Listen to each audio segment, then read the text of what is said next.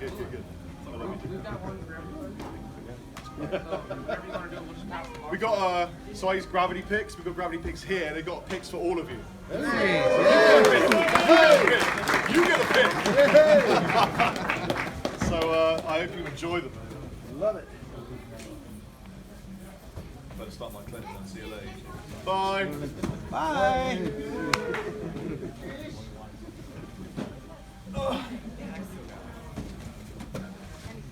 Yeah, I'll be back like. I remain to be seen. We can edit it out. It's quite like And it's not what you want to see. Or is it? Oh yeah. Or is it? Yo, yo, yo, yo, yo. That works. It's better. Yeah, I feel more important. Woo! Let's try it.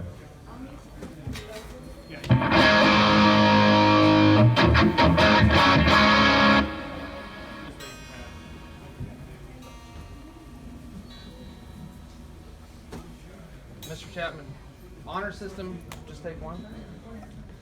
Everybody, please take one bag of Pass the box. free plectrums Okay. from Gravity. Pass the box on. You're more than welcome. Thank you so much to Gravity Picks. Love you guys.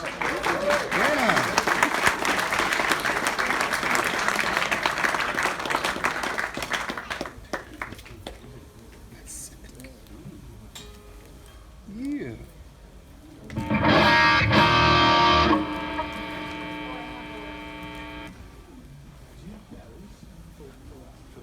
For these two pedals, rather than running them off the mains. Because of the P90s, it gets a little bit hum, hum, hum.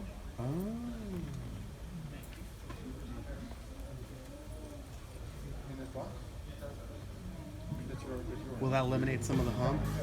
Sweet. Makes sense. Separate the power source like that.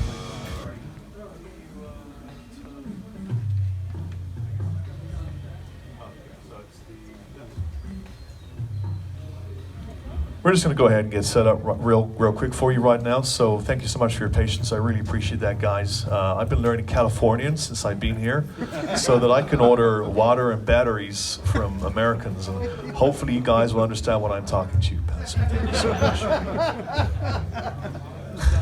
You got a long way to go. All right, yeah, I'm trying. It's not easy. But well done. Thank you, thank you, thank you. Thank you. It's whenever I say when I go to Starbucks and they say, "What's your name?" and I go, "Robert." They go, "Huh?" Robert. Robert. Yeah, Robert, you said it right. Yeah, exactly. No, they really have never heard a British accent before. Also, I'm sorry I'm wearing a hat, but my hair looks like this. Which is which is a result of having a nap during the day. You get a photograph, it's funny. A result of having a nap in the daytime, washing my hair in American water for a change. And getting way too drunk in Las Vegas. Yeah. By the way, I've got Hannah Bolton with me, helping out, managing, doing stuff, yeah.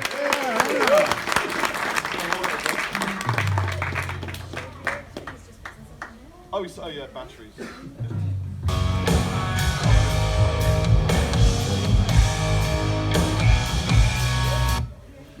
We're filming a documentary of this tour, so I hope you don't mind if some of you are in, maybe passing shots and stuff. Hope you give us your authorization for that to be something that would occur. Thank you very much.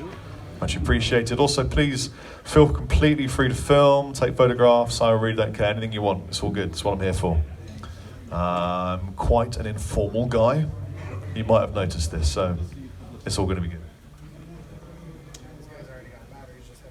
Oh, I'm sorry, I didn't realize. No, they're wrapped.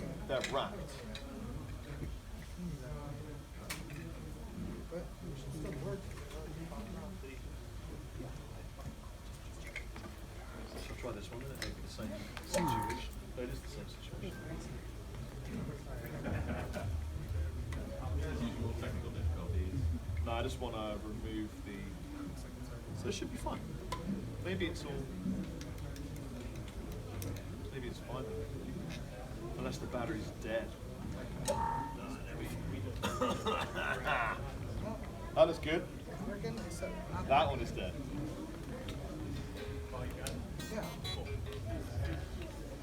see if it's still happening. Because with that one with batteries might make it get rid of the noise.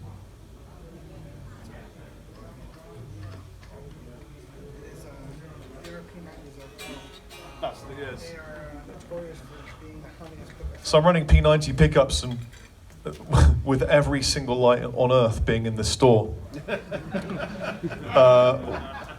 And then American Power being a little bit dirtier than we used to in Europe. I run my pedals with batteries. It just makes it easier. So you have an exact doppelganger in Norway, by the way. I'm not even kidding you. Yeah, you really do. It's freaking me out.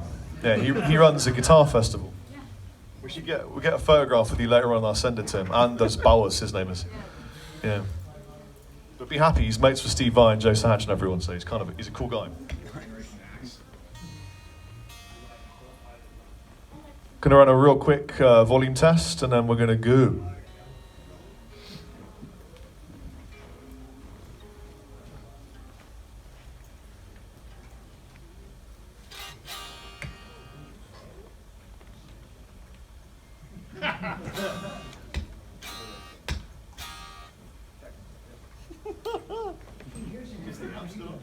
That was just fun.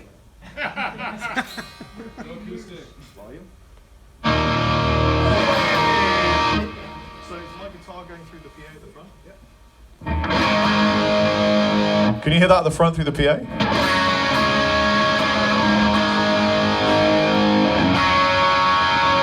it go east a little bit in the PA? Right.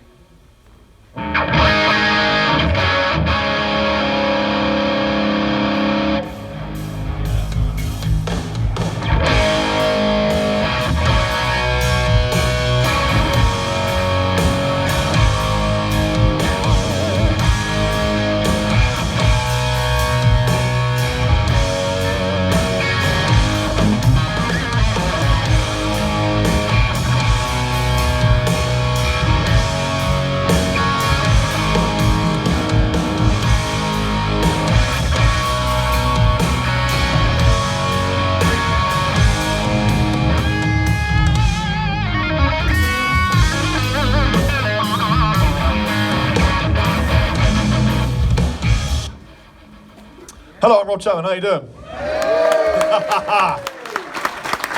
Welcome to San Jose. No, wait, it's your job. I'm from England. I'm from Narnia. Okay. Welcome to San Jose. Thank you. Bloke sneaking around my house. Wait, is someone else from England here? Sounds just like I'm back. 100% anyway. You keep going, I'm just trying. Okay. First of all, I want to give Guitar Center a big round of applause. Say thank you very much for having us here. Woo! All right! Yeah! And then also I want to thank you guys for turning up, because I mean, you could have been at home with Netflix, or you can order food in 3 seconds with the gluten-free basin or whatever, and there's some voting stuff going on for something. So thank you to you. Give yourselves a round of applause. Home right now, my band's called Pizza Free Gluten. Pizza free gluten, okay. Will do. Anyone small who can't see? Who's at the back? Okay, if you can't see and you're small, young, or whatever, please feel free to come forward, because there are quite a lot of you at the back too, so it might be nice if you could see. Okay, so I'm very informal. I'm just going to hang out and chill. I'm going to play some guitar for you. Hello, well done. That's good. You're brave. And you're going to ask me anything you want about. You're going to go ahead and ask me anything you want about YouTube, or Captain Lee, or Chapman Guitars, or Dorje, or my new band, Clockwork Wolf and Company. And, just lots of questions are going to occur in your mind after I've talked about this new guitar I have here, all the way from sunny England. Hello, how you doing? And I think what I'll do start with, if you're interested, is run you down some of the spec. You want to hear about this? Yeah. And then I'll give you some tonal variants, with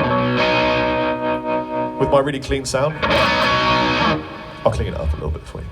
So this is the ML3 Pro Traditional, weighing in at, I don't know how much it weighs. I just thought I'd be a wrestling guy for a second. Let's start with the back, because the back of it's pretty beautiful.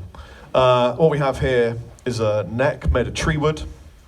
And because the Chapman guitars, we chop down trees and make them pretty. And this one is made from maple, and it's roasted maple. And to be honest with you, initially we were just kind of like, that looks really cool. Other people are doing it for loads of money, but we could do it cheaper.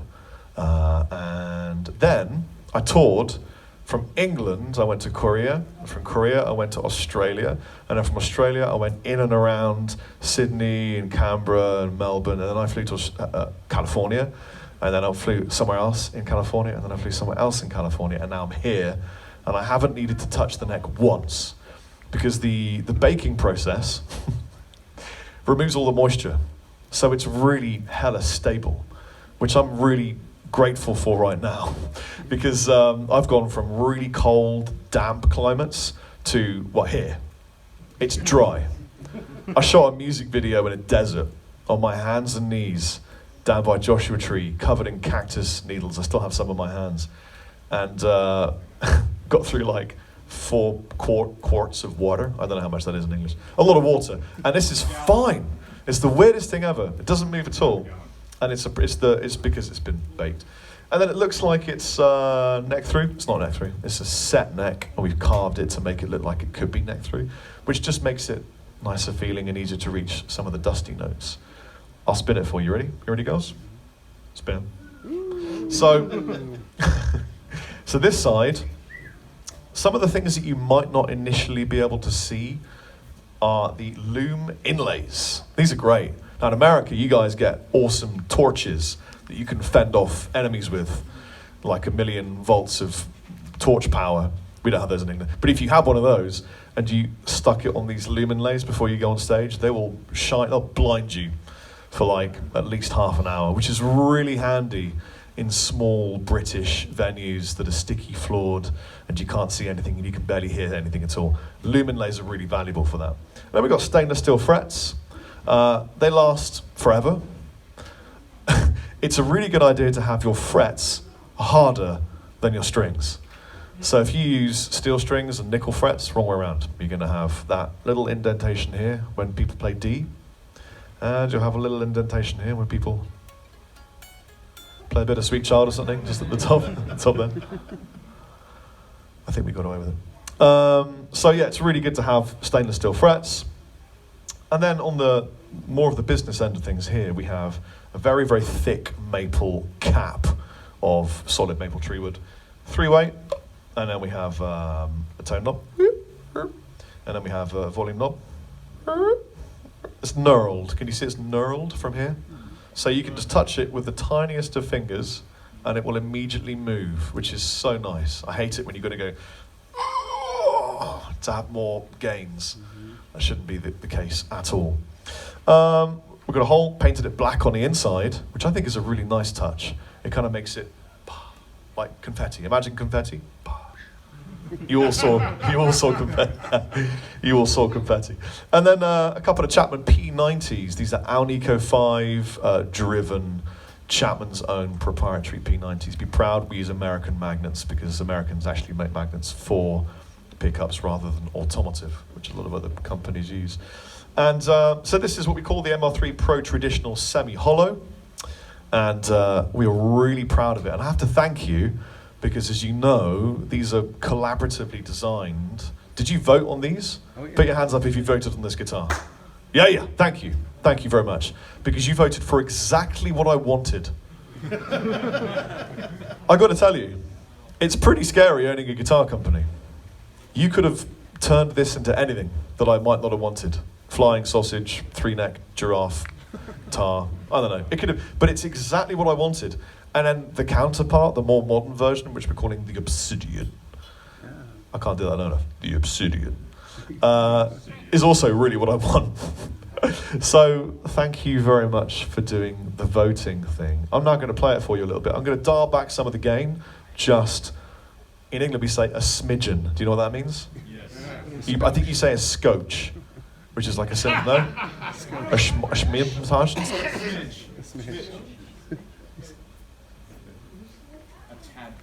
A tad bit.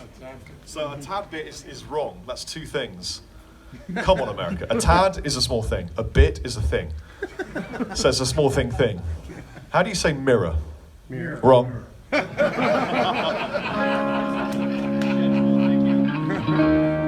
I love America, though. I actually want to live here, to be honest with you. Especially California, because it's so nice. When it's sunny. Yeah. Be proud of your place. You guys are all educated and clever and chilled out. I've been to other places where that isn't the case.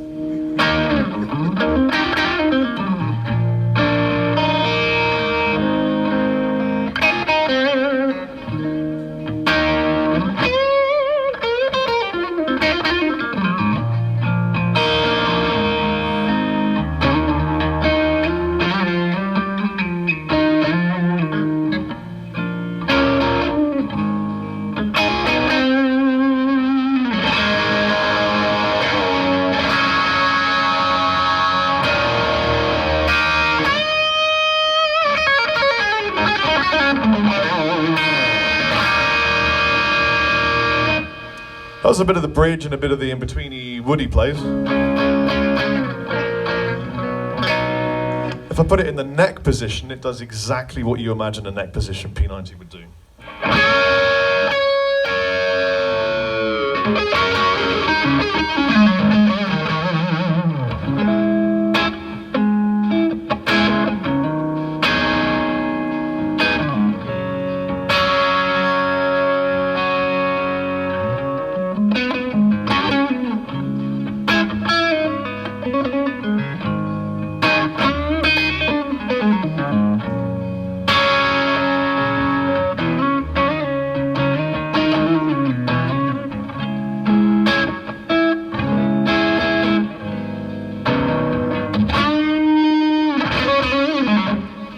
I was just playing for myself there, I'm sorry, I just kind of got lost and turned away. Thank you, sir, thank you. So it cleans up nicely.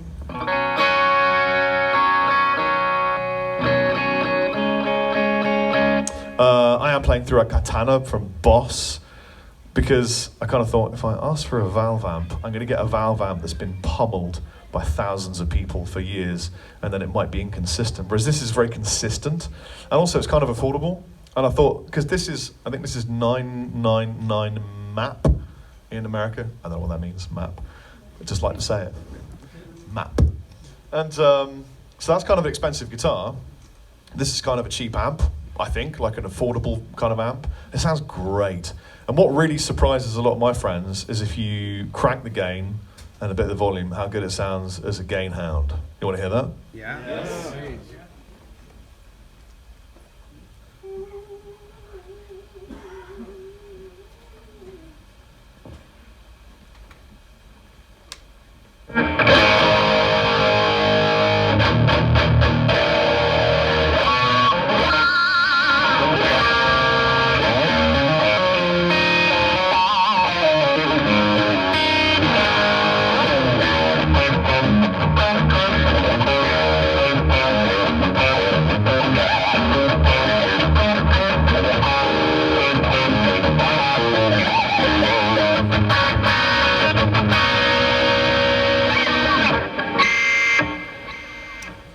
The sound of the fairy exiting the spirit of this guitar.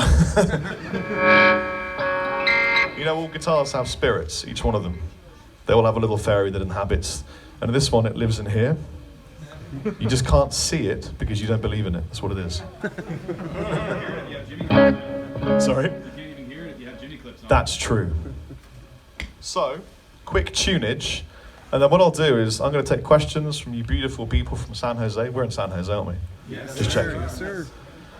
I woke up in a hotel recently to use the bathroom, and I almost walked out of the window because I'd been in so many hotels, so many places. I didn't know where I was, and I thought I was in the previous hotel. So I got out of bed and walked the wrong way, hit the window. I was like, oh my god. Could have been so much worse though.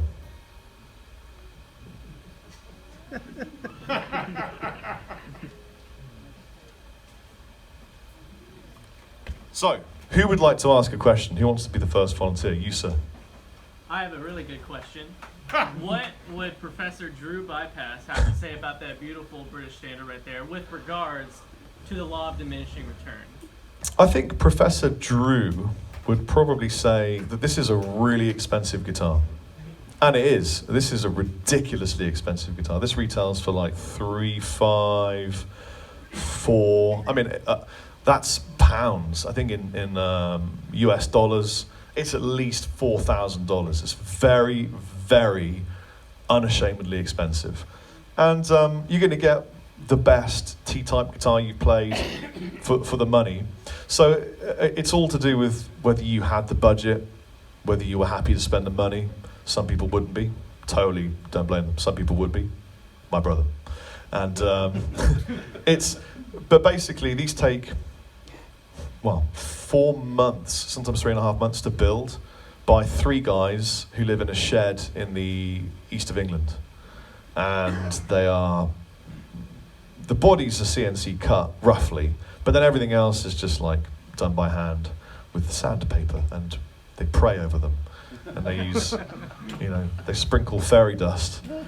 It's just a bunch of guys that make them, but they make guitars for people like David Gilmour and very high-end British players. So I know that they make incredible guitars. To be honest with you, we didn't think we'd sell any.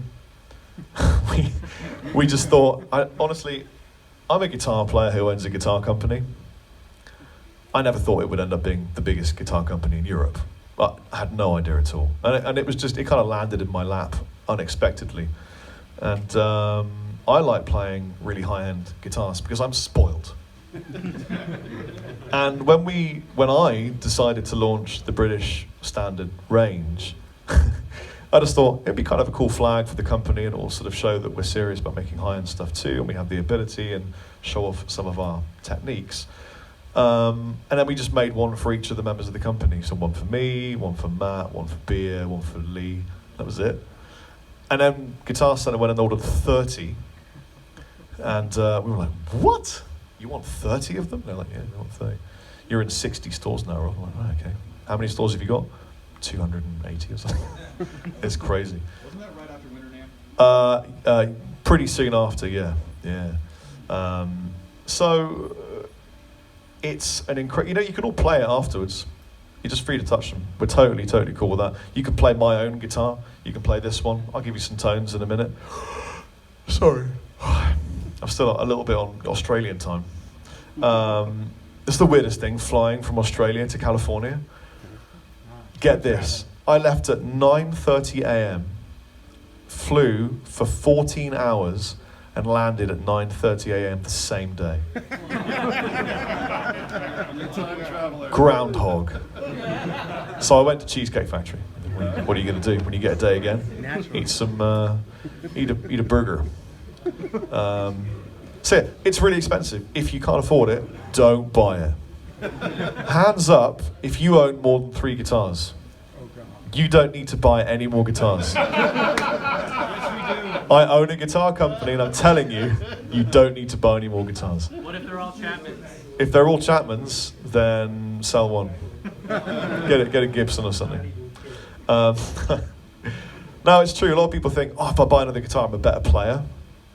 Doesn't make you a better player. What it does is it inspires you. You end up kind of going, oh man, I'm back in love with playing guitar, and I'm gonna write some riffs and some things, and you get inspired. That's cool. That's worth the money. But just getting guitars for getting guitars, I mean, I can't talk. I own hundreds. But the thing is, whenever I make a guitar, I get the prototype, I get the first production run. If it was wrong or there was something we needed to change, I get the new prototype. So I have whole dark kind of Area 53, 51 enclosures of things. Anyway, 52, that was it. I'm not sure which ones. So 52 is aliens, 53 is pyramids, and 51 is... Bomb testing. Right, yeah, that's it. That's what it is. As long as we don't get into politics, we're all fine. Everyone is safe. So we think, yeah. So I'm in a couple of bands. I'm actually in 3 things. I'm in a band called Dorje. I'm in... Oh, wow. Thank you. Thank you. I'm in a new band called Clockwork Wolf and Company. And that is yet to launch in America mid-November. I've got a whole EP, shot a load of music videos, one of them here, 2 of them back in England. It's really exciting because it's me writing blues rock Americana stuff. If you imagine watching Breaking Bad, you can't do this, so don't worry. But if you imagine watching Breaking Bad in your head, the soundtrack is kind of the kind of stuff I've written. And I've got a third thing called Liquid Horizon, which is just me going on the guitar, just shredding ridiculous, stupid stuff that you don't want to learn or do. It's just I have to get it out of my system sometimes. So, in preparation of this monumental expedition occasion, I took all of the hardest parts of this new EP I'm launching from Clockwork Wolf and Company, which is called In the Sunshine, and I put them on a backing track to play you all of the hardest parts. So I'm going to make loads of mistakes. It's just inevitable. And when I do, please film them, put them on YouTube so I can get, oh, that was the lick I was supposed to get right, and then I totally forgot, yeah. So I'll just have a quick play for you, if that's okay with you. Yeah.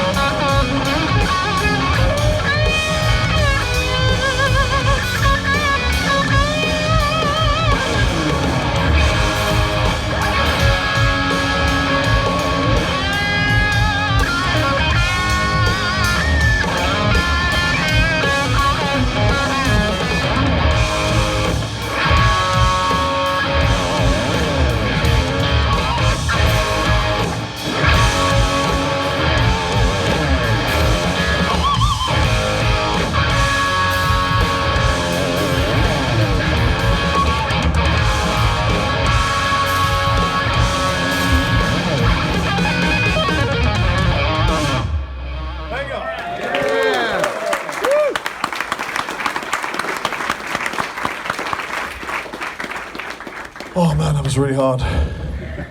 I need some coffee, hold on. Cough that. I don't get that reference. I do. So, now that my intensive, mostly mistake-free playing section is out, I feel more relaxed because I got really nervous at first because I don't really, I'm kidding. It was just an interesting dialogue to con you with from Narnia. So, I'm now open to some more questions about anything you want, but let me just say what I'm really interested in talking about, because I get asked a lot of the same questions again and again.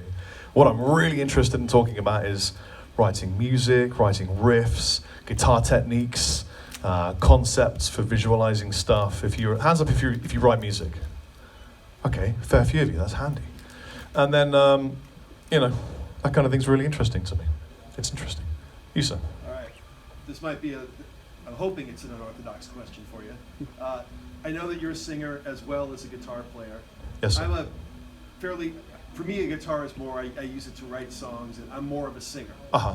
And I have struggled mightily most of my life to be able to do both at the same time.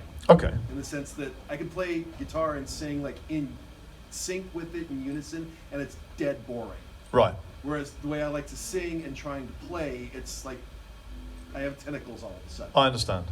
How do you sing and play at the same time and keep the singing interesting? In a way that's, yeah, exactly. Yeah. That's the question. So that, in case you couldn't hear, the question is generally about singing and playing guitar and the two skills, and to combine them and make the singing free and easy and everything. Right. So I've got lots of ways around this, some cheats, some easy things you can do. So I consider, is anybody else interested in singing? Mm-hmm. Okay, oh right, quite a few of you. Americans sing, this is good. So it's like you got this amount of RAM, random access memory on your PC in your head, and human, and it gets taken up by things that you have to be conscious of. I think that's the key. If you're having to be conscious of it, it's because you don't really know it, so you've not really learned the thing you're trying to reenact. And when it's two things you've got to learn to do at the same time, the only way is to slow it down until it becomes, rather than being like a myriad of things on a timeline that move along, it becomes one thing, one action. So for example, this lick, that's a stupid lick. But if I had to think about all of those notes, I probably couldn't play them too slowly.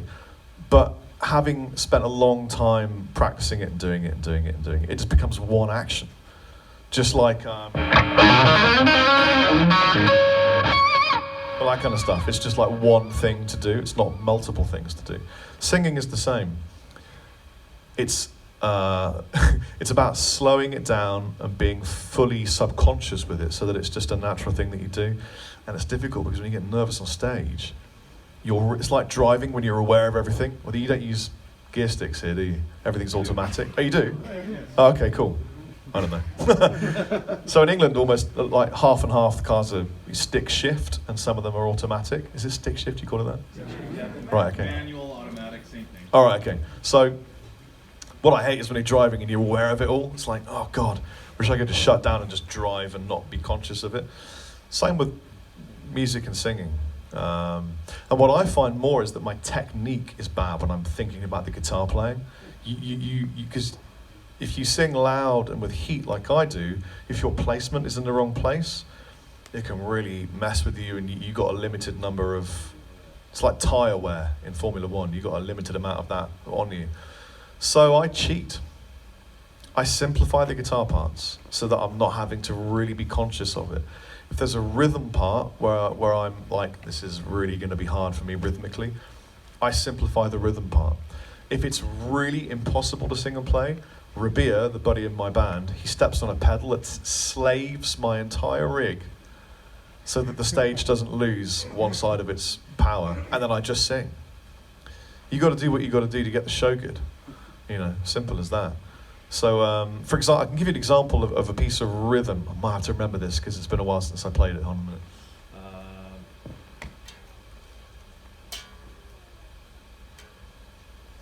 Bear with.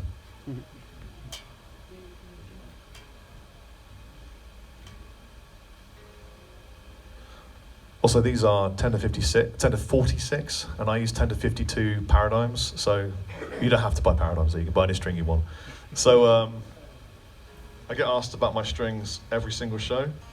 I thought I'd just get that frequently asked question resolved for you.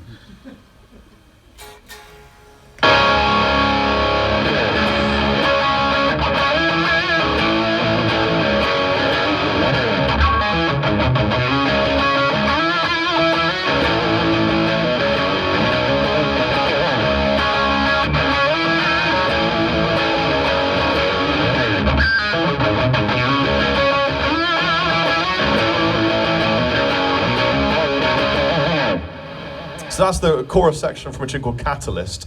But when I'm playing that live, because I have to sing with it, I think what I do is I go...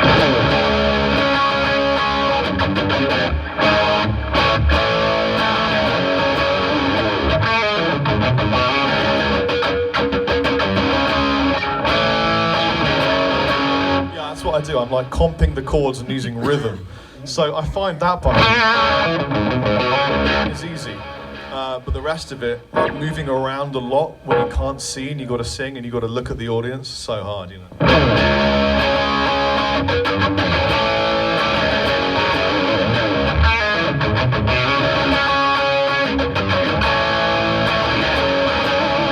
Yeah, that's much easier. And when you're in a band, you've got the bass in the middle, you got the guitars either side, like this pinch of formation, and it just. And there are kids. I have to be really careful. And so you can be forgiven a lot, you know. And also in a recording process, there are so many. Like I have like 6 guitars on one track with Dorje. I'm digressing. I'm sorry. But when I record, we have like 3 guitars for me, 3 guitars for Beer, 1 bass in the middle, and it's like clean, desaturated, slightly saturated, thick layers of guitar tone. So. If I'm missing a few of the chords or pieces, the bass and the guitar have got it, you know. So that's what I do. But you got to sing a lot, loud, proud, unashamed, don't be scared, don't be afraid. I was singing in the park today in San Francisco. Brabia wanted me to... It was like, hey Rob, can you just send me a video clip of you singing really loud? Because he's doing a video for something called the Nano. I think it might be a pedal or something, I don't know actually. He's like, could you just sing Nano Attack in like an 80s rock voice, but really loud? And I'm like, I'm in a park.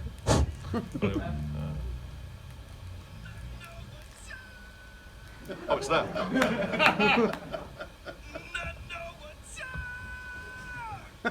So that was me at like 7 or 8 takes in the middle of a park, and everyone's going, is this guy a tweaker or what's going on here? Yeah. But I just don't care. Don't care. Sing, do what you got to do, be brave, you know. Hands up if you want to sing but you're scared to sing. Stop it. Stop being afraid, just do it. No one else is going to do it for you, you know. All that kind of stuff. Motivation. Be motivated. Positive affirmational words of love and comfort. There you go. You feel better now. Another question. You, sir. So seeing what like Fender and Gibson have done over the past 5 years, is there anything like with your guitars that you really want to be completely different, and that's from like a business standpoint or like just Yeah. Yes. Did everybody hear the question? Is there anything we want to do different, bearing in mind things that Fender and Gibson have done over the past 5 years? So that one thing that we do is, I am Mr. Rob Chapman, and I'm talking to you guys. And you can ask me anything at all. I like dialogue, I'm open, and I respect the people that play guitar and want to buy guitars, because I am a guitarist that plays guitar in several bands. So I'm a musician, but I own a guitar company as well. Weird world to live in. So one thing that I'm really keen on is continual dialogue between you guys, or the whole planet, and my company, so that when I make a guitar, it's something that you asked for, or at least would have an interest in, rather than, hey, here's a new guitar, buy it, it's the best thing you get to buy it right now, thank you, it's now £10 off, it's now £20 off, it's now £30 off, it's now £50 off, you know. No one, the world doesn't need another guitar company, the world doesn't need another guitar. But if you guys vote for it, get involved, find it interesting, something gets you, interested, then that's cool. That's a completely different thing. So we vote by collaboration.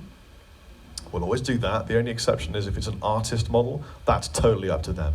So for example, recently we're working on I sounded French then, a little bit. We're working on a model for a guy called Leo from Frog Leap Studios. Yeah. The pause and thought was, can I tell them about this? I'll just tell you, I don't care. All right, let me ask the boss, hold on. Oh, can I? Yeah, okay.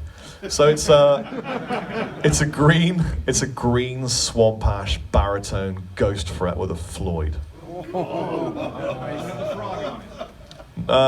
find out. But it's going to be sick. The reason I went from England to Korea on the way around this globe, because it's a globe,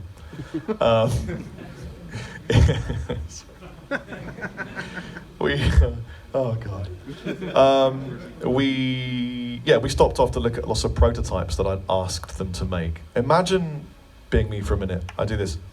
Hi, yeah, could you make me 5 guitars? Yeah, blue one, green one, yeah, this shape, yeah, that spec, yeah, thank you, bye. That's it. That's all I have to do. It's great. And then I send them CAD, send them an email with some detailed spec, what kind of timber, and they make them, and then I get to turn up and have them. It's insane. So I tried a whole load of new prototypes that we made speculatively to then show you and say, what do you think of this? This was an idea that loads of you emailed in and asked for, or this was something that's really coming up in comment sections on YouTube, like, can you make this bit in blue?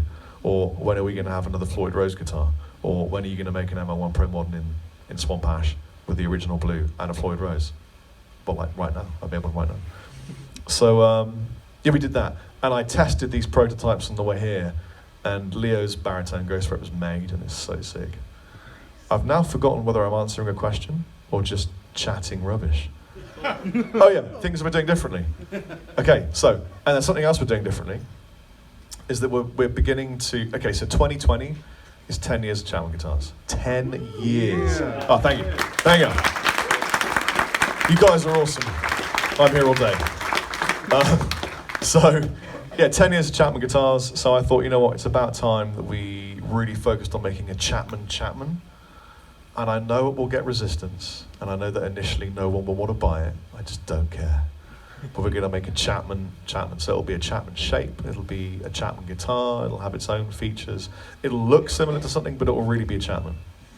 And we've already done a lot of the prototyping. It looks incredible. It's very exciting. I can't show you.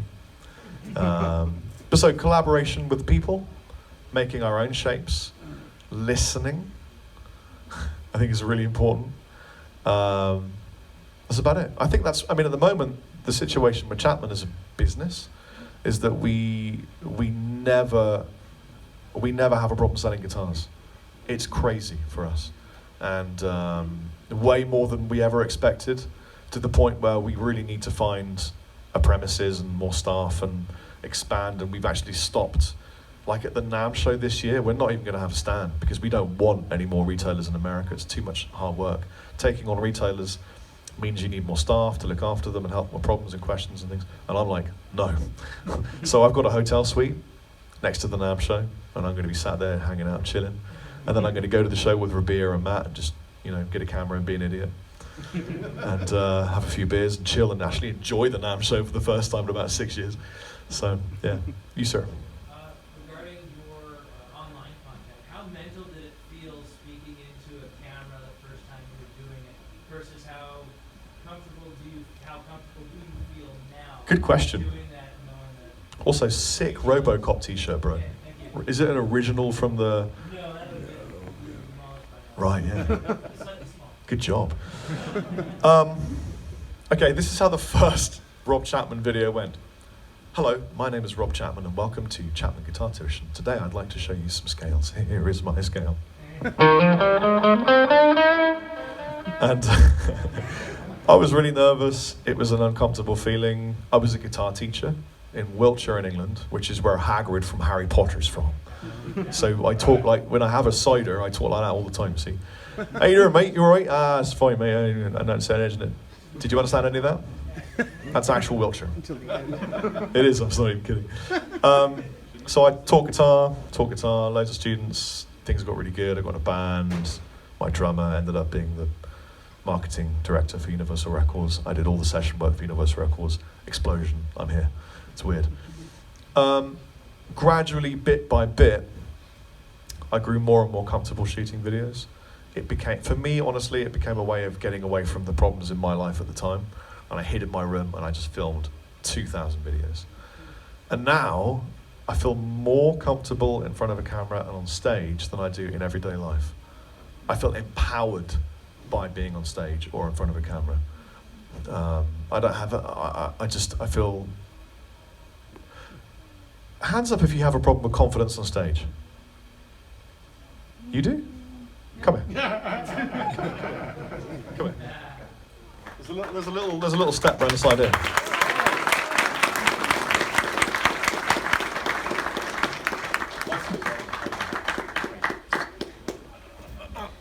What's your name?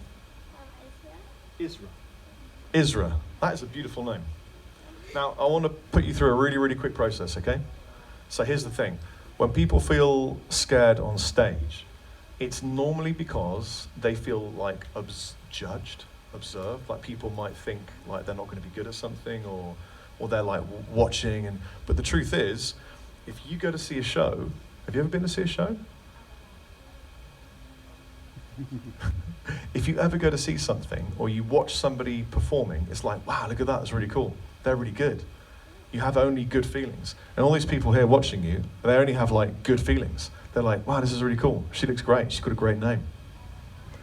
So you should feel like soak it up. Ready? We're going to soak up some of the love. Could you all go, ah, like love? Like,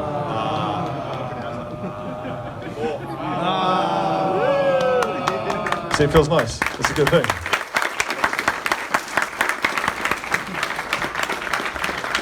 But seriously, it's the same process. When you get on stage, you have to feel that people want to see you there. They're interested in seeing you. They're not like, I bet he's rubbish. I bet I'm better than he is.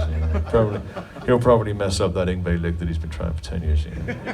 My buddy Dave's got 20 more guitars than he has. So I remember one time at Norman's Rare Guitars, I saw a guitar that was cheaper than his and it was better. Anyway, dialogue. After a while, the psychology flips and you go, from being afraid to be in front of a camera or on stage to be like, I'm kind of looking forward to getting on stage and playing some guitar and just, playing some riffs and stuff. It's a nice feeling to have generally nice, chilled out people interested in music watch you play a new riff from your band Dorje. Yeah. Would you like to hear a new riff from my band Dorje? Absolutely.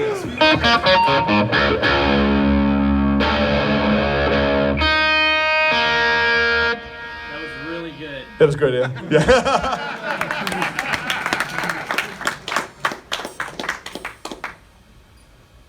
I think it's Isra's fault that I'm out of tune, that's what I think. Oh, no.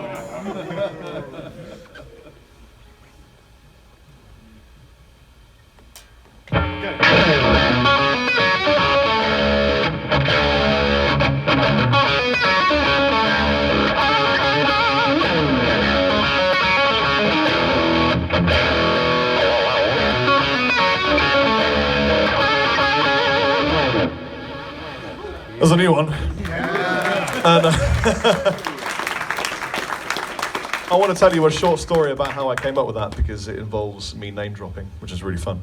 So I go to a Norwegian guitar clinic run by a guy who is identical to this person here. Literally, it's like his brother. It's crazy. Have you ever done a DNA test? You are Norwegian, I'm telling you right now, this is what you are. Yeah. Right. You think you're Danish. Did you do the test? You don't know the truth.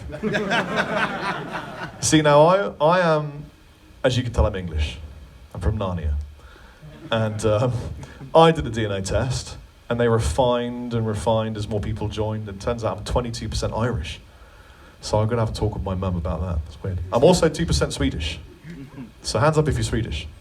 We're basically related now. Yeah. This is it. Yes.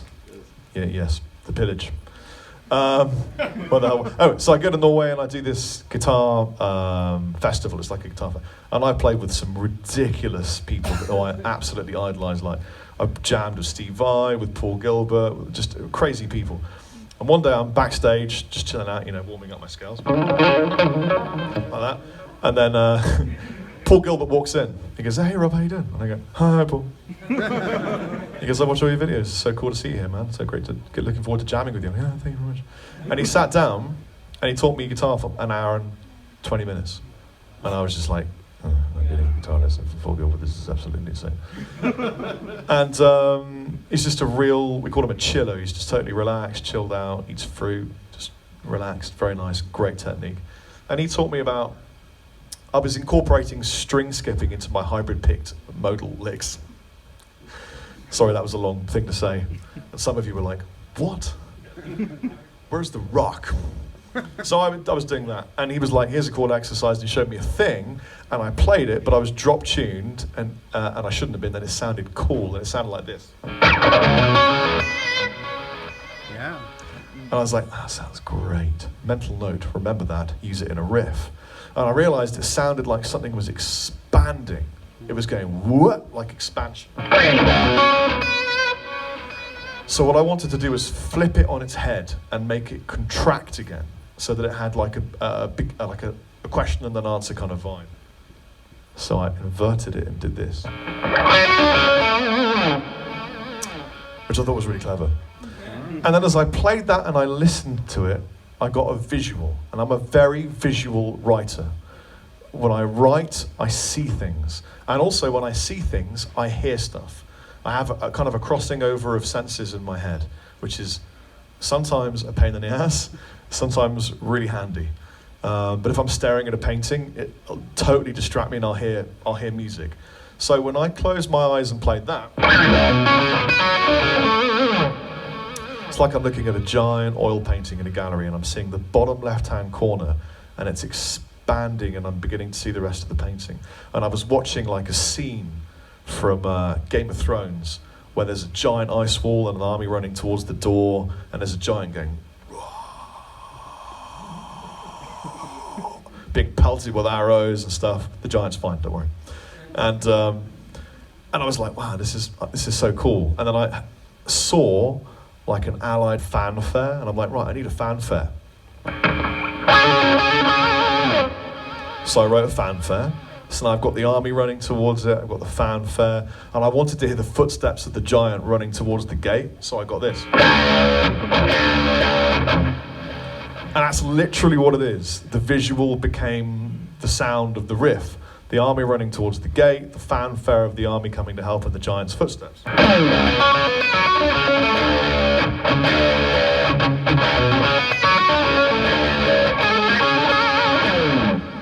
then I kind of thought, you know what sounds great when you write a good thing? Do it again, but lower.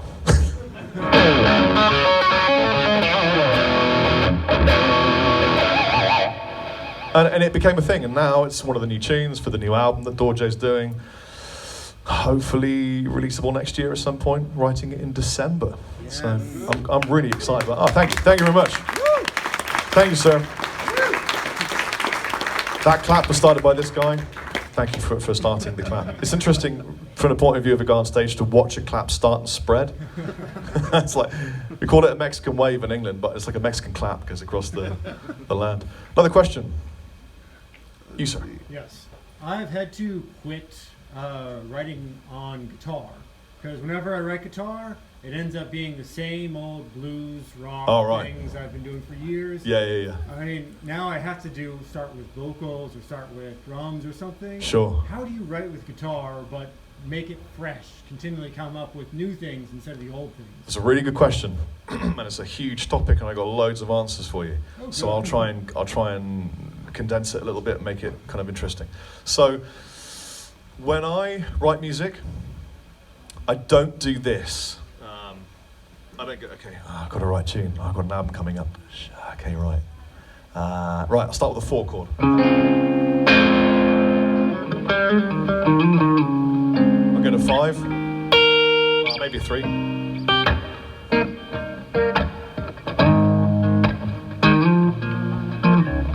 I don't write like that.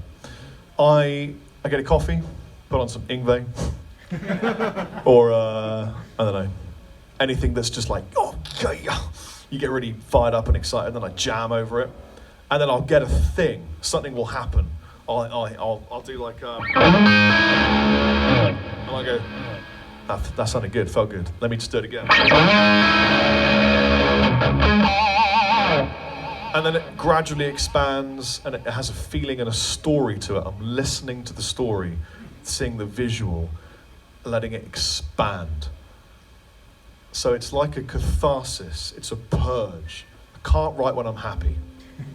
It's the truth, it's horrible. I can't, yeah, thank you. I can't write when I'm happy. Oh, okay. So something is happening through me and I'm there to capture it. Does that make sense? So in that instance, that's Flower of Life. I put on some Peter Green, I was having a jam, may have had too much coffee, got to the point of Hollow Man. Are you familiar with Hollow Man? Yeah. It's when you have one too many, you go, feel really like there's nothing inside you.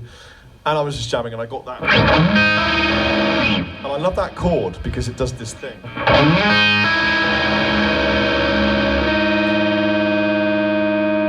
I love that kind of purring, intervallic, dissonant pain sound. And it reminded me of a movie. I'm wondering if you've seen this movie. It's called Time Bandits. Oh, yes. Yeah. Oh, you're woke. San Jose is woke. I like this. By the way, do you mind if I get a photograph right now? Let's do it. I just want to show my mum what I do for a living. I'm not even kidding. I'm going to send this to my mum.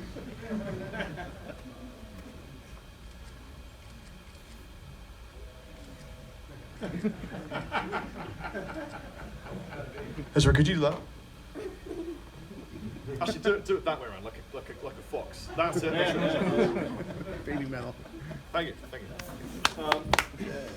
So, yeah, Time Bandits. It's a sick movie. It's about these tiny thieves who've stolen a map from an evil emperor guy, and they can use this map to fall through time and appear in a different galaxy, different world, a different story. And it had a big effect on me as a kid because it was actually terrifying if you're like, 12 or whatever.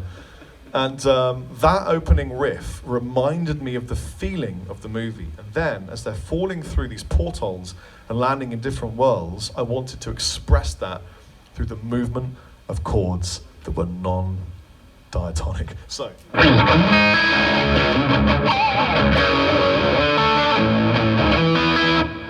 that whole is them falling through these different parts of this universe. And then he ends up in like ancient Greece and he kind of feels relaxed and happy, and this could be his new home. Maybe he's safe again, maybe it's fine. So you get these massive major intervallic structures.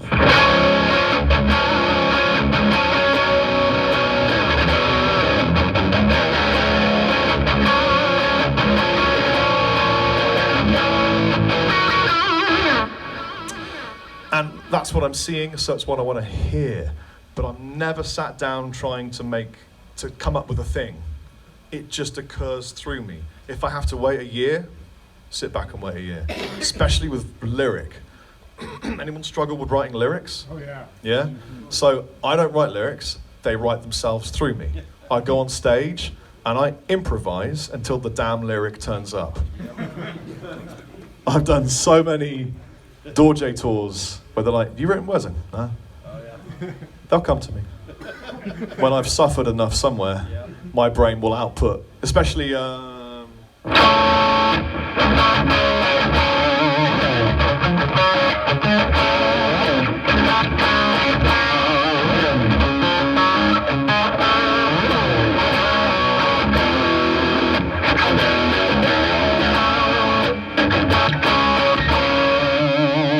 that song, Centered and One. I got the first verse and then I sat on it for like 7 months just going, it'll come. And it did. It just turned up when I needed it to, like 2 weeks before recording the album, or the EP. What I'm trying to say is, it is possible to write cerebrally and to come up with uses for theory to allow you to find chord progressions that people haven't used, and to use singing to allow you to escape the boundaries of scale shapes and things you're familiar with. But ultimately, the process shouldn't be from here onto a recording thing. It should be from here onto a recording thing. That I think, anyway. Who am I? What do I know? I've had number one, several number twos. And also, not writing on your guitar, you could still write on a guitar, but just tune every string differently. You open tunings, take a string off. Just take off your A string. It was liberating, because I'm like, that's the chord. Wherever I am, here's the chord. What chord do you want? That one. Just music shouldn't be cerebral. It should be emotional, and it should be a catharsis and a purge. Thank you for your lovely question. Right at the back with a baseball cap. Yes, you, sir. Yes.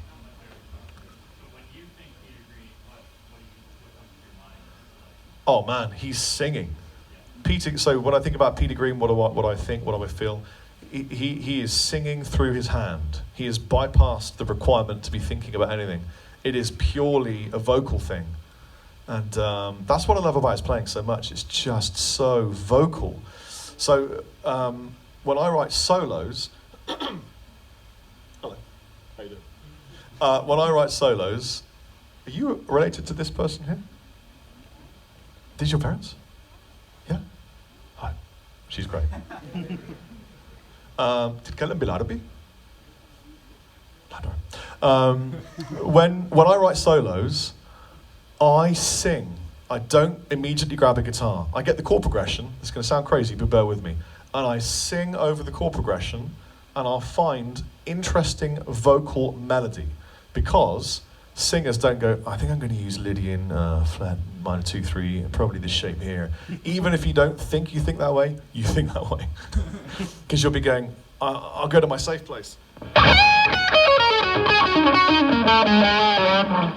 And you stick in that position. But singers make note choices.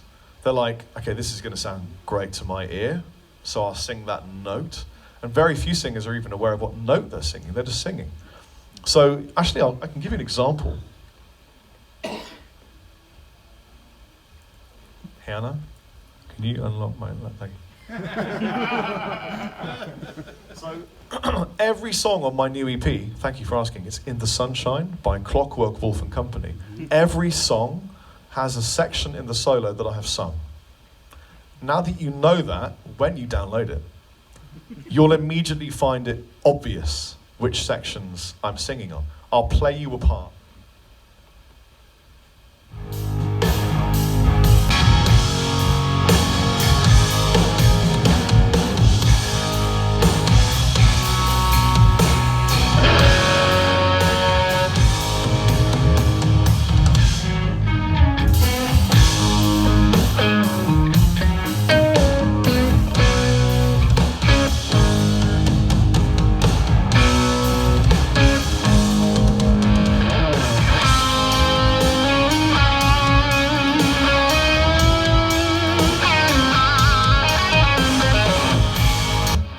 So at the point where I went,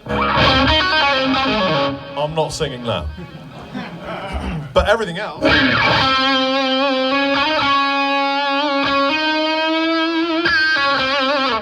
that's just a vocal line. And that occurs in every solo. In fact, almost every solo I've ever written has within it a vocal line or phrase, and even lyric. Because if you give a lead guitar, if there's a subtext of lyric, it feels more human. Another great tip I can give you from my friend Eddie Kramer is that when you're playing guitar, breathe as if you're singing, and when you stop breathing out, and you've got to breathe in, stop playing. So it should be like...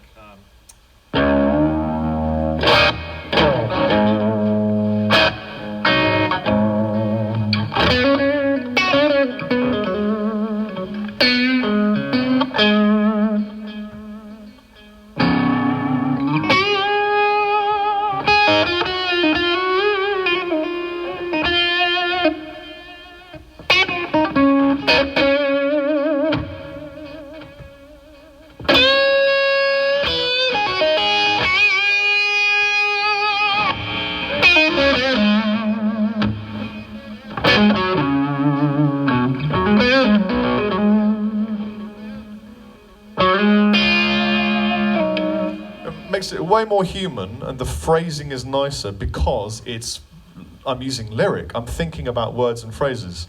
Like, I love my son.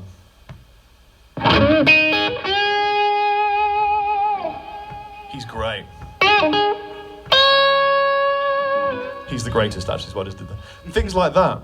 I love peanut butter sandwiches. But it really helps to give you a context for lead if you use lyric and breath. Is that helpful? Good? Cool. Another question. You, sir. I'm a senior in high school. Uh-huh. I'm thinking about going to music school. I was just wondering, would you recommend that to someone if they want to get into stuff like doing studio musician? So help me out. A senior in high school. Last year high school. Last year in college? Grade 12. Right, okay. Right Okay. before college, yeah. It's so confusing. There are pros and cons. Pros and cons to all of it. So the first thing is you can learn everything you need to learn for free. Everything. It's all online. Probably a lot of it I've taught. You can buy a book. Do they have libraries in America? Yeah. Right, okay, so I don't know. So you can just get a book for free and it'll have all the knowledge, or use Google. But you've got to know what you don't know. That's a weird thing. How do you know what you don't know? You need to write a list of things you cannot do and then work out maybe in a few lessons what it is that you don't know. So you could get all the knowledge for free without paying a fee and going to an establishment. But what you will get from going somewhere is loads and loads of friends, new family members, just stuff. You'll meet people who will end up at some point in the industry somewhere. So when I went to the Guitar Institute in England and did a year diploma when I was 19, a long time ago, my drummer at the time, who was doing the drum course there, he ended up working in record industry right at the top of a label. And then one of my other friends ended up working for a huge studio, and then everyone does something in the end, as long as they don't stop. That's how you can be sure that you'll fail, is if you stop. And so that was the most valuable aspect for me. Didn't really spend a lot of time focusing on learning the guitar. I found girls and takeaway food and living in London. So I didn't really focus a lot on playing. But actually when I left and had to get a job, then I learned how to play the guitar. I was like, right, I better focus on learning now. So I got all my notes, went through them all over again, and then really learned all my theory into Valix, modal applications, and chord scales, stuff. Do I think it's worth going to a guitar school in America? Yes. All of them? No. Is it worth going to Berkeley? Yeah. For sure. It's really about the teachers and whether or not you like the area. Big deal. Because if you don't feel comfortable, happy, your safe place, you won't learn anything at all. Was that a good answer? Can you afford to do it?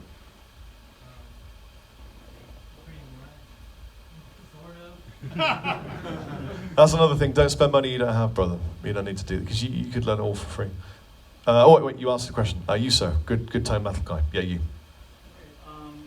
speaking a lot of music theory, Yeah. I'm curious how you learn this yourself and how long it took. What's the best way? I'm trying to learn myself. Sure. I can give you guys... Understand other stuff. Yeah, no, thank you. I love the language of music. I love language, period. I speak a little bit of Mandarin, a little bit of Maltese Arabic. I speak all sorts of interesting, I love languages. I find them fascinating. French, English is a mixture of so many different dialects. People don't even realize, Celtic, Gaelic, Old Pictish, Angle, it's just a melange of interesting words and phrases. And music is the same. Intervallic structure is the same. It's a language. I'll talk about that a bit more in a minute when I've had some coffee. I just hit a wall, and then I realized through this wall is just more walls.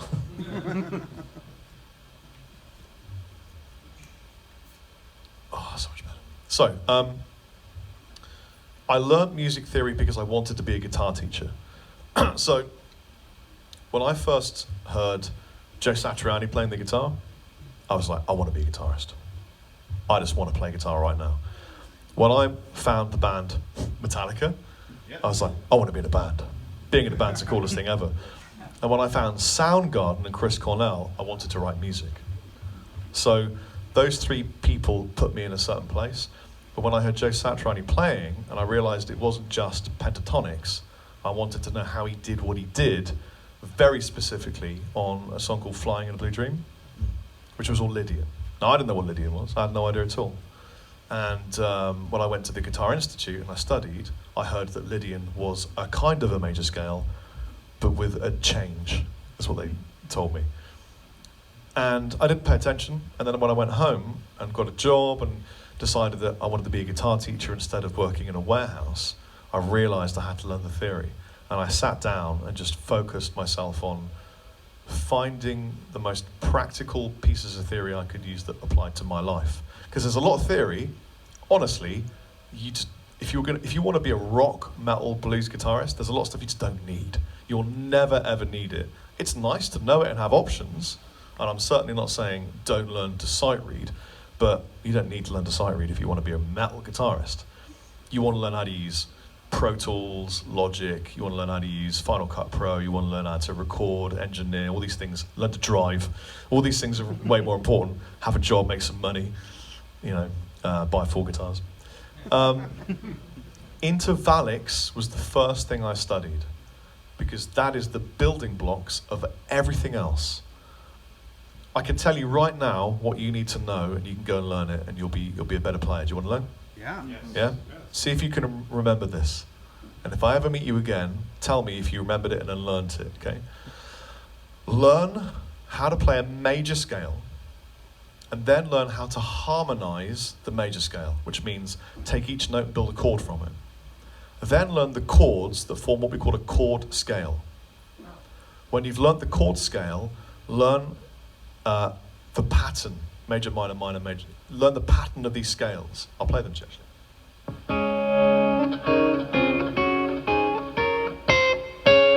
It's just a scale of chords. That's a key. Whichever one you focus on to end your tune is the modal root. Then when you're playing guitar, focus on the fifths, the thirds, and the sevenths as intervallics in your structure. If you can do that, play a bit of blues, you will go far. If you don't know the chord you're playing over, you'll always have a problem. Hands up if you know what an interval is. Yeah, so it's like a distance in music from one note to another. So for example, that's a flat 2. Sounds like Jaws. It has a particular feel and a particular sound. This is a 2. 2s are expansive. They sound like an open, vast desert plain. You've got a lot of that here too. So,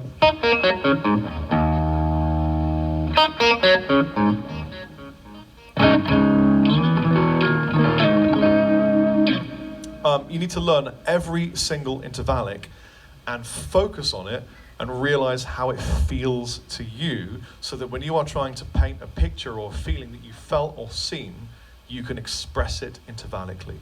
So Steve Vai said, eat an apple and then play how it felt. You know what I mean? The breaking of the skin, the chewy flesh, swallowing it. Describe it intervallically. It's the most brilliant thing I ever heard him tell me to do, because it really is what you're doing. Was that helpful? Yeah. Modes are really easy, by the way. They're really, really easy. Yes, is that what you want to ask? What do you want to know about modes? I was watching your video on August 24th, talking about modes, right? So, what's going on? If you're going over the chord progressions, what is it? Are you like shifting between modes? Or are you like keeping one song? So, okay, I'm going to try and simplify this as much as is humanly possible, because lots of guitarists or guitar teachers, honestly, they draw things out and they try and make money by making it like, in episode 15, you're going to learn how to play the Mixolydian mode. It's like, no, you're not. It's one. Basically, there's one scale. If you are playing, regular Western music, because in other, like Hindi music or music from Indonesia, they have multiple tonalities and they don't stick within the Western sort of church scale. But if you're playing as the bedrock of what you're doing, then this is the truth. There's one scale. It's the diatonic scale.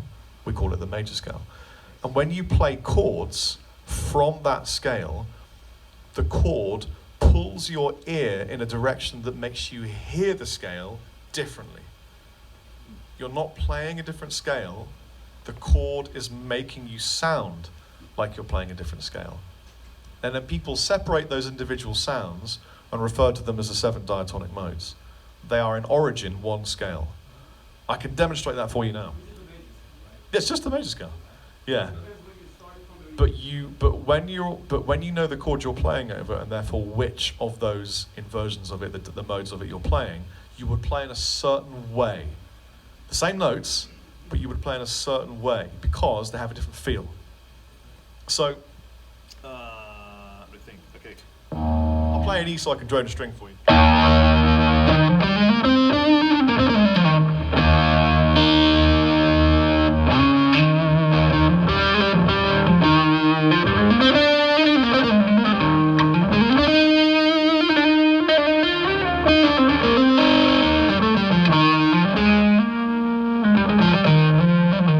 You're hearing E major because I'm playing an E major scale over an E.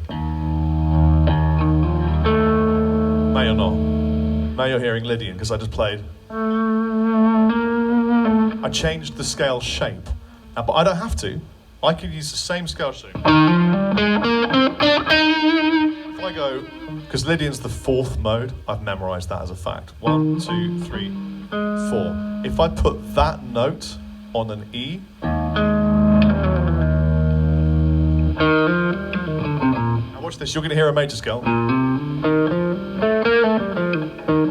That's the major scale, yeah? But now if I do this.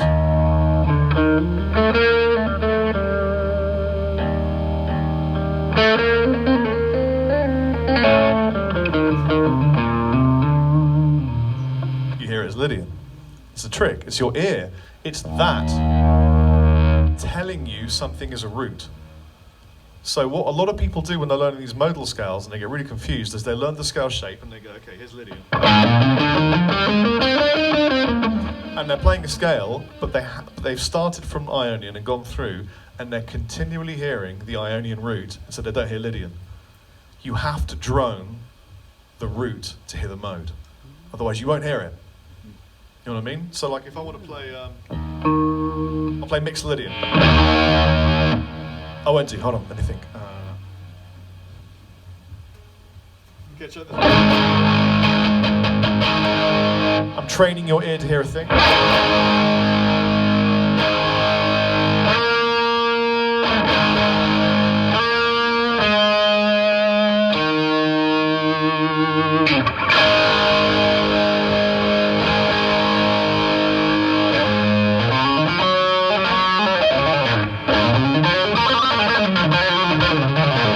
That's mixed Lydian.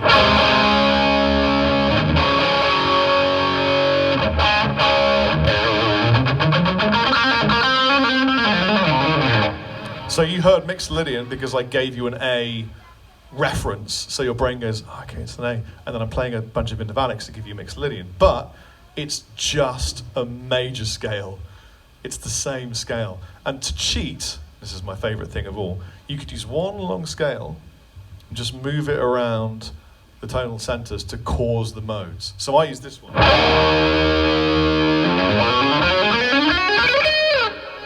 It's a long 3-octave shape, but it could be any mode. So here it is as Lydian.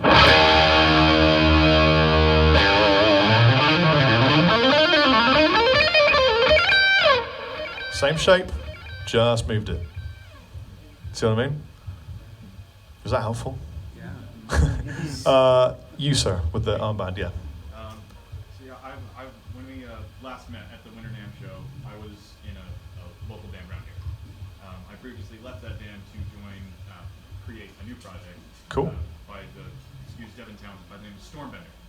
So when I'm writing songs for that project, I seem to keep playing the same things. Like rhythm-wise, I'm okay, but lead stuff, I just keep playing the same things. I keep playing the Michelangelo Badio scales, same arpeggios, same modes. I can't seem to get out of that diatonic sound. Do you sing?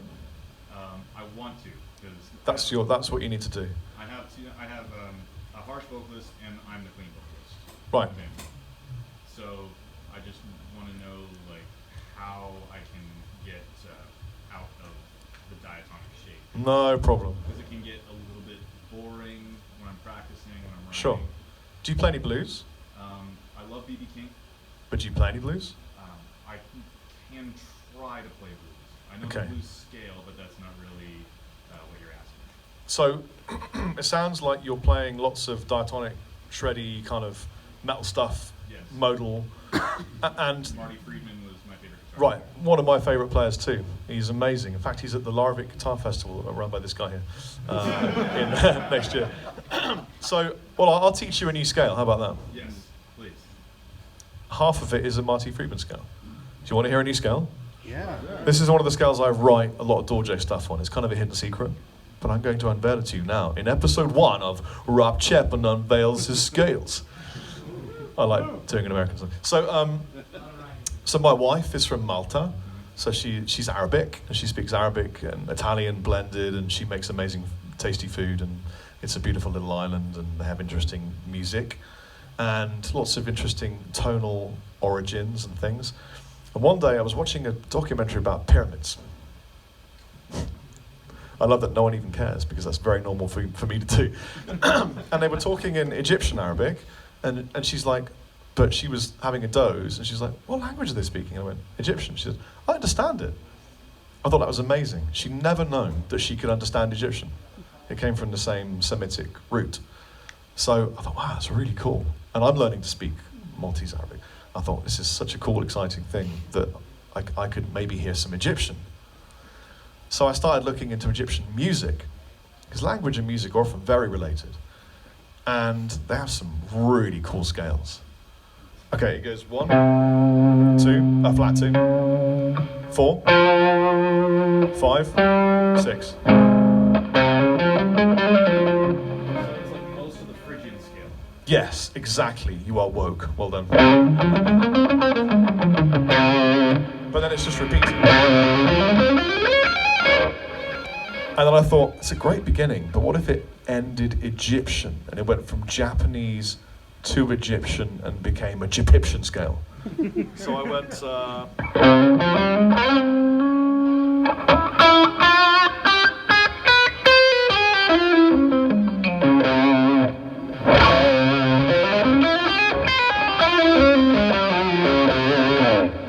That's cool as hell. From B Phrygian to harmonic minor of some sort. It's not even a harmonic minor, it's the weirdest thing ever. It's not modal, it doesn't fit into a mode. But what you get is these, say, when you get a scale, you might not all know that you can take a scale and make chords from the scale. If you just move the notes around, you get these interesting...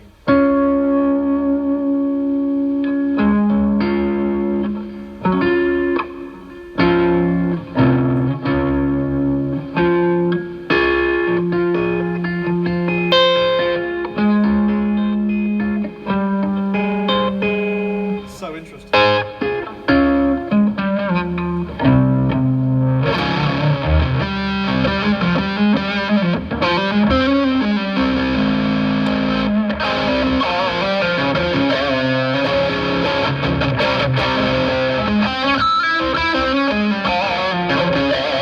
You can hear a lot of the Dorje influence in that mixture of the Japanese and the Egyptian type of thing. Yeah, Use that one. I can use that.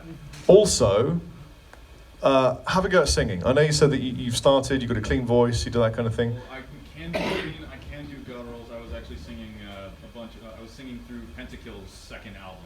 I don't know Right. if you've heard of them. No. But they're a video game band. Their best song, in my opinion, is Mortal Reminder. That's a song I want to cover with this project. Right.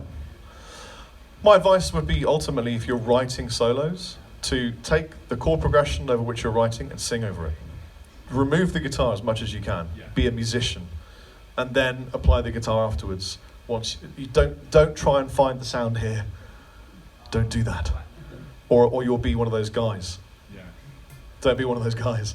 Learn to sing over it, and then I it had a will. pretty good experience because like my last experience with music was I played nothing but thrash when I moved down here 3 years ago. So That's all right. just trying to reach out and just grow my musicianship. Well, you're near where it all happened, man. San Francisco Bay Area was, Yeah. you know, that's where, isn't Matt Megadeth from there? They're from LA. Right. Well, Jimi Hendrix lived in San Francisco too, didn't he? Exodus was from San Francisco too. Ah, okay. So Metallica was LA and moved to San Francisco, and so got Cliff Burton That's all it says, Jules. I know. Yeah, it's right. It's a 22-year-old moron. If you sing over your chord progressions, you'll have a more musical experience overall. Yeah. Was that helpful? Yes, it was. Can I have from anyone at Guitar Center? Could you tell me how much longer I have to answer questions before I meet everybody? Just want to get a show of time. Anybody can help me with that? Would be great. Thank you so much. Hannah. Hannah. How long do I have? 20. Okay, thank you. Thank you, Hannah. You, sir, you had a question. Along the lines of what he's talking about, what did you pick up from Zach, your new guitarist? Zach Comtois? Yes, when you did the sit down when I freaked out with his guitars online. Right. From him. So Zach is just the guy that learned every cover ever. So there's a guitar player that plays in my new band, Clockwork Wolf and Company, and he's actually Britney Spears' guitarist as well. So he plays for me, Britney Spears, and Keb Mo. It's pretty crazy. Crazy triangle, imagine that. Do you want to know how he got to play for Britney? Yeah. This is a great story. So he's playing covers in a band, like doing weddings, bar mitzvahs, that kind of thing. Doing all right, a little bit of money here and there, and it's like regular work, and it's almost enough that he can kind of quit a day job and that kind of thing. And then every so often, the keyboardist, who kind of manages the band, would say, "Oh man, would you mind learning these 2 songs for the show tomorrow?" And he's like, "That's kind of short notice, but yeah, sure." And he'd learn them up, play them perfect, drive 4 hours, get his $200, drive back or whatever, And then it got worse and worse. The keyboard guy would go, "Could you learn these 4 songs for this show I've got, this afternoon or whatever, And he'd be like, "Oh my God, man!" And he'd do it. And then a year passed, maybe a year and a half of him doing this kind of hardcore, quick learning, get it done, play the set, and go home. And the keyboard player phoned him up and said, "How are you doing for cash? You're right." And he's like, "Well, I could do with a bit more. Having a struggle sometimes." And he said, do you need another job? I have some more work if you want it." He goes, "Yeah, I really could do with the job." And he goes, "Well, congratulations, you're the new guitar player for Britney Spears." And he was like, "What?" And he goes, "Yeah, I'm a musical director. I keep it quiet, very quiet. And I train people, work them out, see if they're good enough, see if they've got what it takes. And then in this particular instance, you have what it takes. You're now the new guitar player for Britney Spears." He was like, "What?" And he went from playing, little weddings to a platform with fire and dancers, and Britney abseiling past him and stuff. That's literally how it happened. And then over a coffee in Brighton, he asked if he could play in my band. I'm like, "You're kidding me. I'm nowhere near as attractive." But with surgery, I can find a way. Yeah, now what I learned from Zach is he's just a great guy, and he's got really good feel, really nice vibrato. His vibrato is very kind of round and measured with the rhythm. So a lot of people, when they're playing guitar, they don't consider the rhythm for vibrato. So if it's going, a lot of people will be like, but then that's not in time with the music. So if it's going, sound way more powerful. That sounds weird, isolated, out of context. But if you ever listen to someone like Captain Lee's got great vibrato, you listen to what he's playing, it's in rhythm, which is ironic because his rhythm playing is normally awful. Unless it's an E or A, then he's good. So yeah, was that helpful? Another question? I think you sir. Yeah, you sir.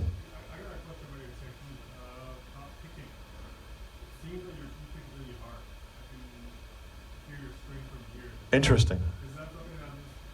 So I actually pick really softly unless I want to pick hard. So have you all got one of these picks? Yeah? So the cool thing about, this isn't a plug for Gravity. They are here, they're great friends of mine. There he is. I only use Gravity picks. I'm actually not paid to use them. All I said was, I love these picks, I just want as many when I need them that I can get my hands on. So recently basically I play them because I love them, simple as that. It's solid, it will never move. It is an immovable structure. It is like my desire for roast potatoes. It's a constant. So I can make this pick rigid if I need it to. Or I can make it really soft by holding it softly. And this is what I do. I'm not very good at alternate picking, unless it's a riff sometimes. But I find it really unnatural. So my picking, I don't know if you can see, but my pick moves.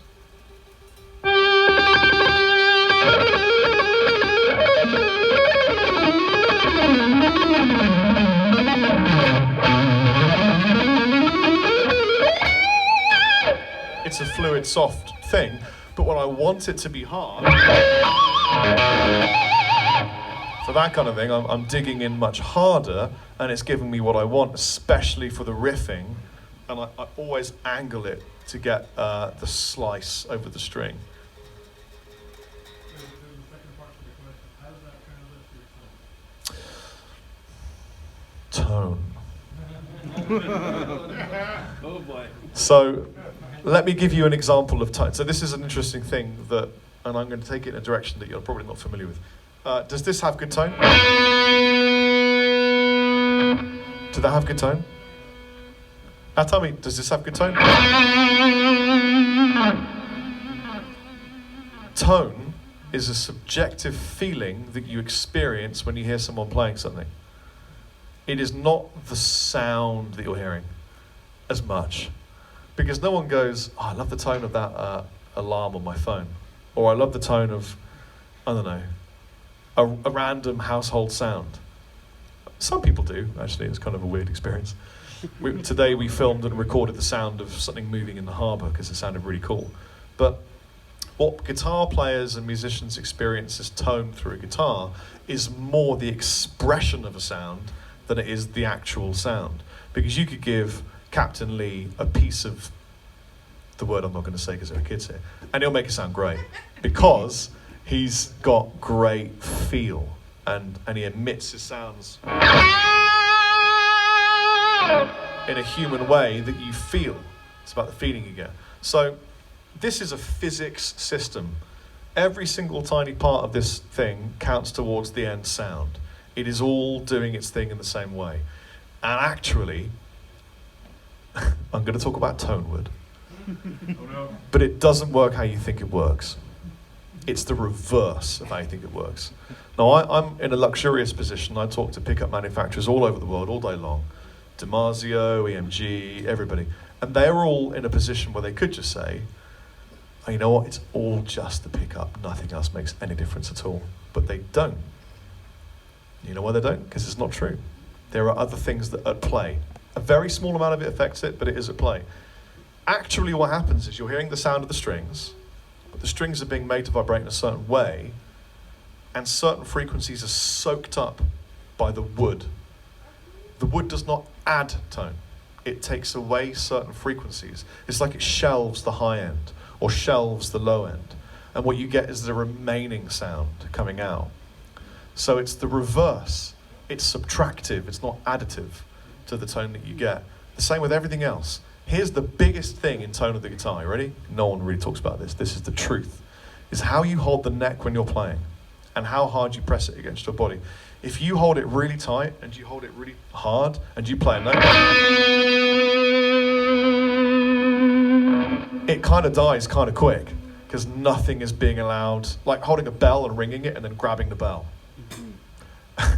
It dies, it chokes. Whereas if you hold it softly, it has a different air, a different feeling, different harmonic structure. Things are allowed to live in it more. It sounds completely different. And I've heard people like Pete Honore play a note and kind of go, and then I'll do the same thing and go, what did you do differently? And he went, oh, I just didn't hold it. Like his thumb wouldn't even touch the back of the neck. Like Eric Clapton. You know, he'd be like,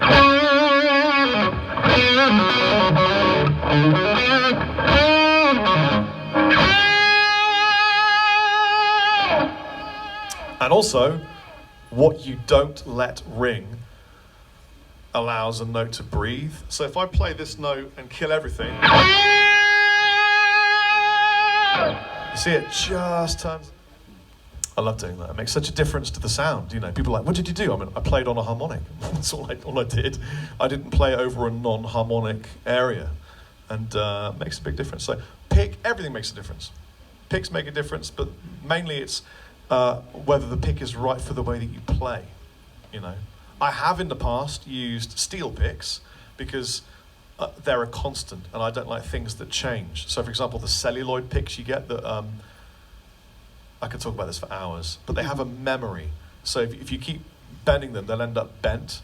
That's not a constant. And then if you're playing a bunch of shows like I do, back to back, day after day, you want a constant thing that's never changing. So I use picks that don't move. And I use picks that are very accurate. And I also have the side of my picks. How do you say it? It's like beveled, but not rough too. It's not like come here, Gravity 2. Yeah, come. No.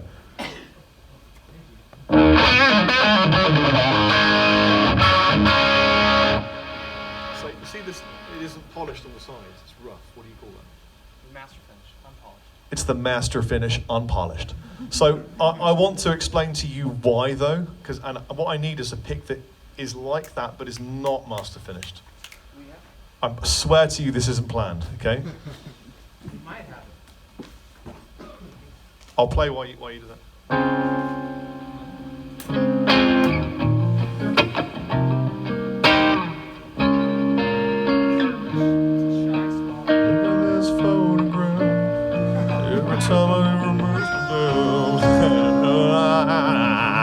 Okay, we got one.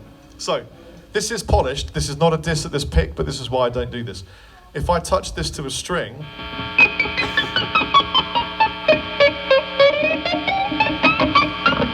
you're hearing a note. Now, if you're recording 3 layers of guitar, and there are notes inherently in that note whenever you play somewhere, they add up. And if they're not harmonic, they're dissonant. So when you have a master finish pick with a rough edge, you get way less of that sound. So what I can try and make it. Do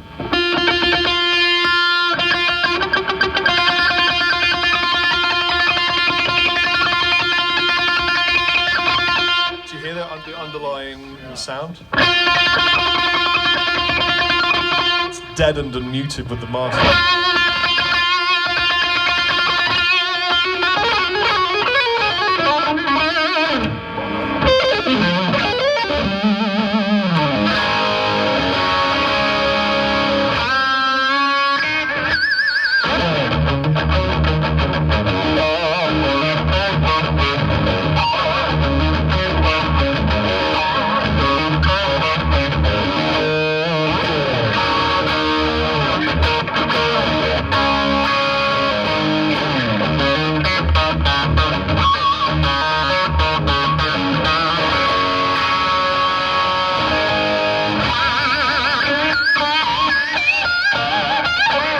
Got to pick where you want the harmonic to be, and it'll be there.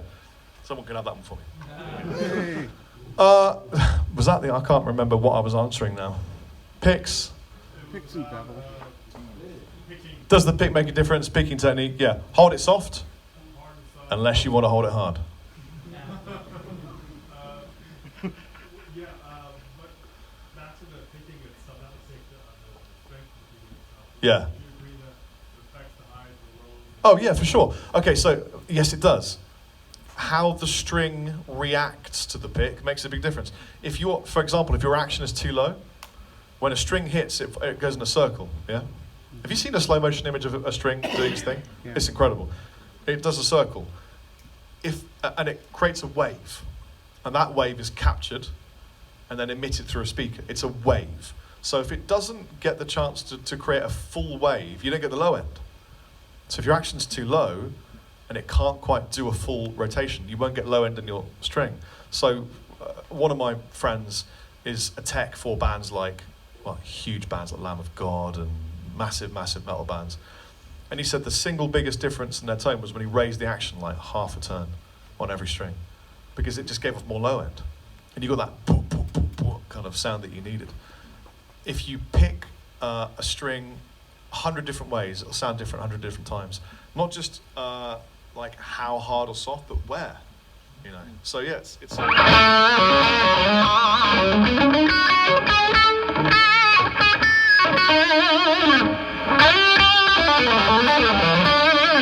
also picking with your fingers sounds great. The flash and then the nail and all that kind of stuff. Man, country players are some of the nicest tone because a lot of them use fingers or they're thinking about fingers. The skin makes it, that doesn't make a difference. I think we got 2 more questions, and then we are G to G. You at the back, sir.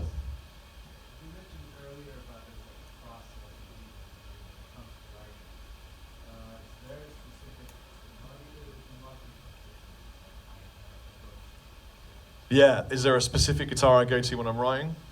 So, it's hard. Imagine my pain. I have a rack with like 15 guitars in my room, and they all think I love them the most. He who dies with the most guitars wins, that's what I say. For the longest time, it was the Ghost Fret in blue.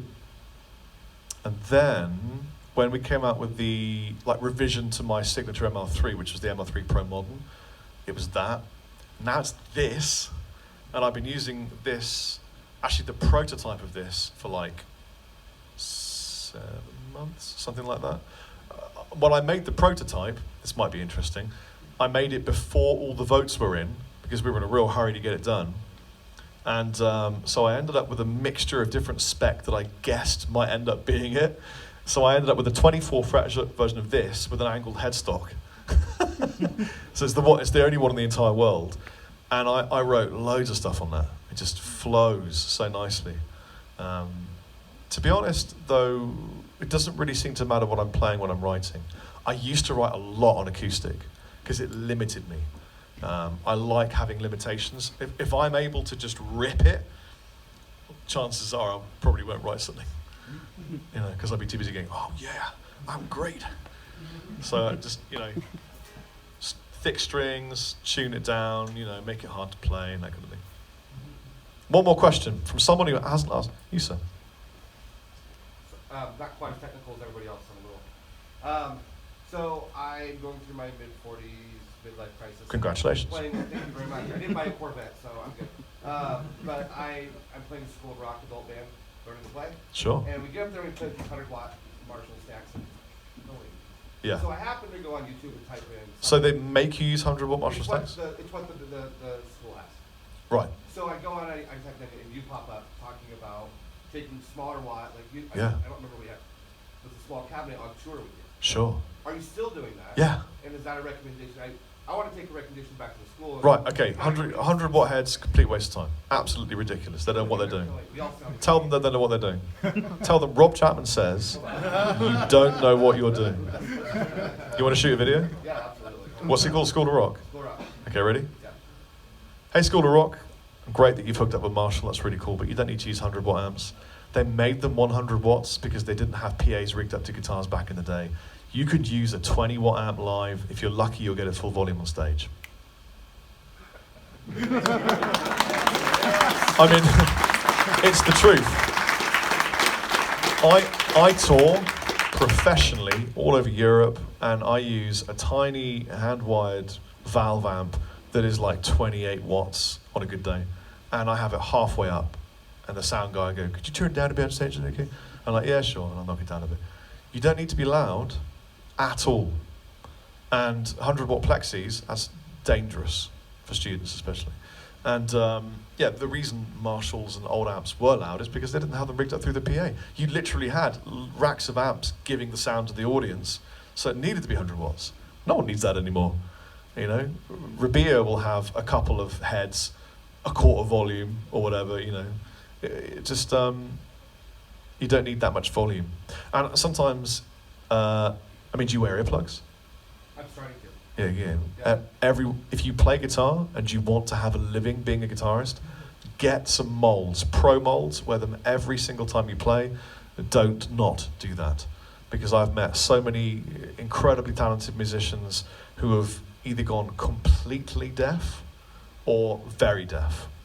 In fact, one of my closest friends, he went completely deaf, overnight, bang, deaf, on tour, didn't know why, and then he regained his hearing like a year later. I'm serious. And what it is the brain went, no more input. I can't take any more. It wasn't even a physical thing. His brain shut down the part of his hearing that allowed him to process hearing. And he was just deaf. For me, it's so loud that as somebody who's learning to play, It's off-putting. it's off-putting. I don't hear anything. Yeah, you don't. That's just rubbish. That's just waste of Cool. time. I'm glad you said that. Thank you. Yeah, yeah. But like this is a little tiny digital amp. I'm not even like, I'm on the 50-watt setting, but I am a third up. It's fine. Doesn't need to be louder, and you mic them up.